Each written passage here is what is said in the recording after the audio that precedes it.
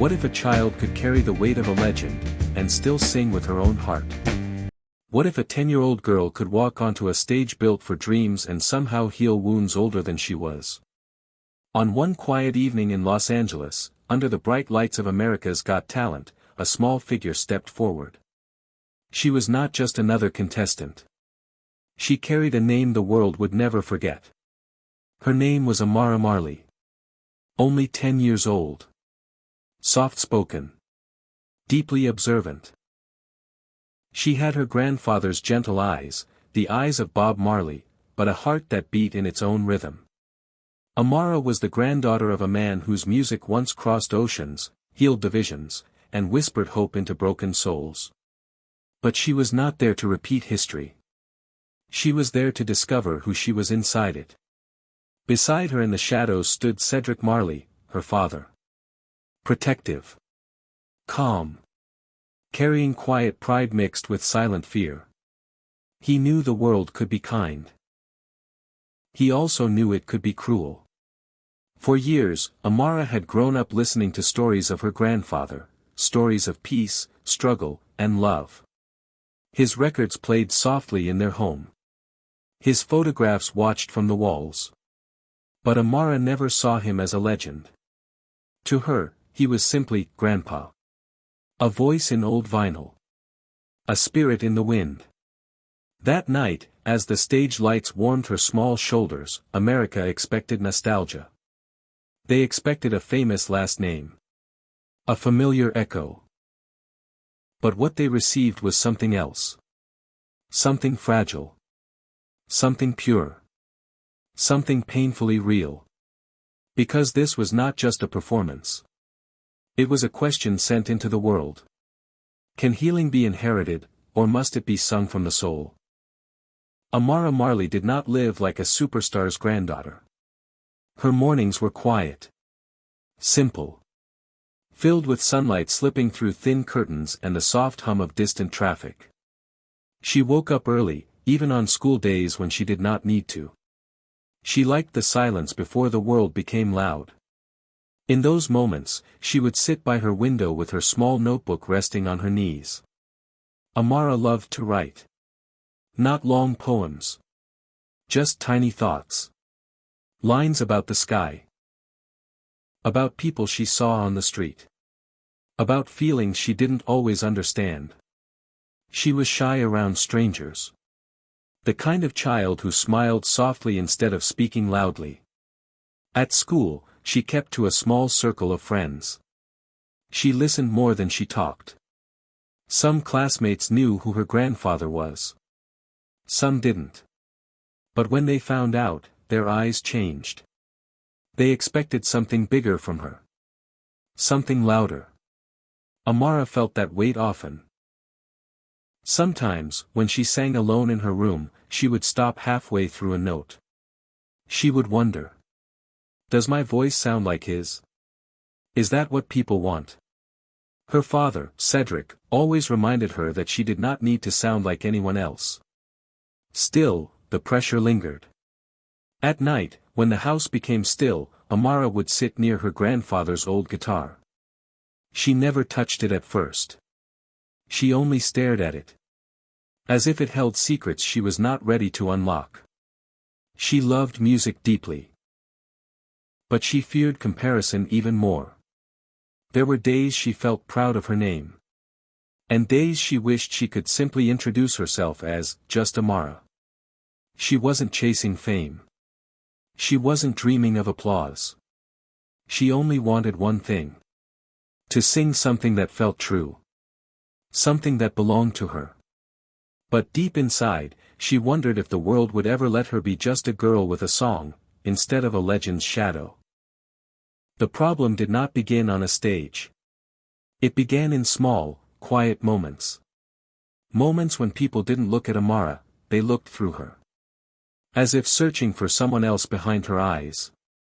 At birthday parties, adults would kneel down and say her grandfather's name before saying hers. At school talent shows, teachers would whisper with excitement, expecting magic before she even sang a note. Every compliment felt heavy. Every expectation felt louder than applause. Amara began to notice something painful. No matter how softly she sang, people listened for echoes. They listened for Bob Marley. Not for her. One afternoon, after a small community performance, she overheard two strangers speaking. They said she was sweet. They said she had potential. But they also said she was trying to sound like him. The words followed her home. That night, she did not sing.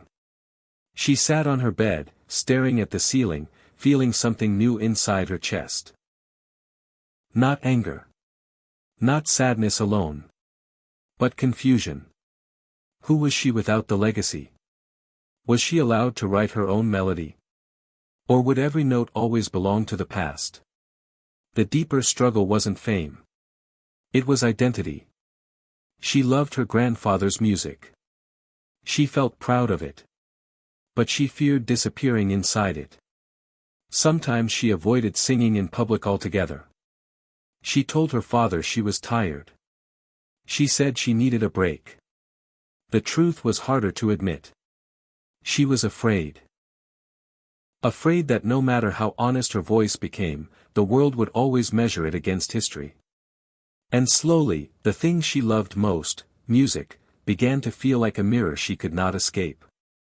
That was the moment her life quietly shifted. Because when a child begins to question her own voice, silence becomes the loudest struggle of all. The invitation arrived on an ordinary afternoon. A simple email. A quiet opportunity. An audition for America's Got Talent. Cedric read it twice before telling her. He did not rush. He did not push. He only placed the phone beside her and let her see it for herself. Amara's first feeling was not excitement. It was fear. A stage that large did not only bring lights. It brought expectations. It brought headlines. It brought her grandfather's name back into rooms she had never entered. For days, she said nothing. She walked past the old guitar in the living room without touching it. She avoided her notebook. The silence returned. But one night, something changed. A storm rolled across the city. Rain tapped against the windows in soft, restless rhythms. The power flickered. The house grew dim. With nothing but candlelight glowing in the corner, Amara finally picked up her grandfather's guitar. Her hands trembled. Not because of the weight of history, but because of the weight of doubt. She did not play one of his songs. She did not hum a familiar melody. Instead, she closed her eyes. And she sang about loneliness. She sang about standing in someone else's shadow. She sang about wanting to be seen. The words were not polished. The melody was not perfect. But it was hers. Cedric stood quietly in the hallway, listening. There were no comparisons in that moment. No legacy. No legend. Only a 10-year-old girl telling the truth. When the final note faded into the soft sound of rain, something inside her felt lighter. She finally understood. She did not need to escape the legacy. She only needed to step out of its shadow. The audition was no longer about proving anything. It became something else. A chance to sing her own healing. And maybe, just maybe, help someone else find theirs. When Amara stepped off the stage of America's Got Talent that night, the applause still echoed behind her. But the real change was not in the sound of the crowd. It was inside her. For the first time, she did not feel like someone's granddaughter walking away from the spotlight. She felt like herself. The world had come expecting a memory. They expected a familiar rhythm tied to the name of Bob Marley. But what they witnessed was something quieter. A child brave enough to tell the truth. And that is where the real power lived.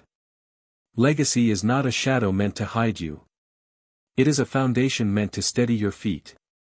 Amara did not reject her grandfather's music. She carried it gently. But she no longer let it define the edges of her voice.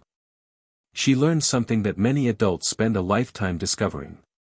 You can honor where you come from, without losing who you are becoming. Healing does not always arrive through grand speeches or loud victories. Sometimes it comes through a small voice trembling under bright lights. Sometimes it comes through honesty. Amara's song did not just move an audience. It reminded people of something they had forgotten. That every person, no matter their background, must one day choose courage over comparison. Must choose authenticity over approval. The tears in the audience were not only for her. They were for every child who felt unseen. For every dreamer standing in someone else's shadow. For every heart that believed it was not enough. And maybe that is the real inheritance she carried. Not fame. Not history. But the quiet strength to turn pain into peace. Because in the end, the world does not need another legend repeated. It needs brave souls willing to sing their own truth.